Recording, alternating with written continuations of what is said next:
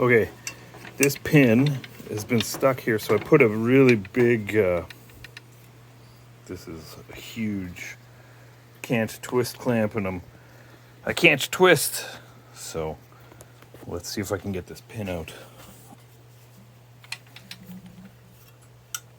That's the first full 360 this pin has done in a very long time. I'm gonna try a little pry bar action.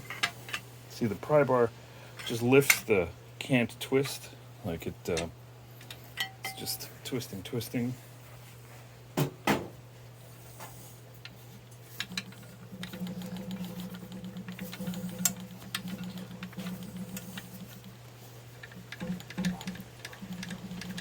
Oh, here comes, oh baby.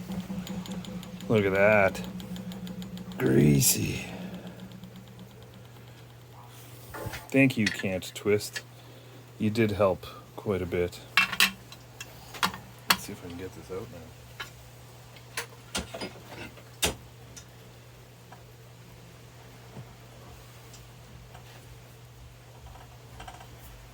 Man, that was tight. Ta-da! Hardened pin. And a bit of scarring. Nothing that I can't fix, but ta-da!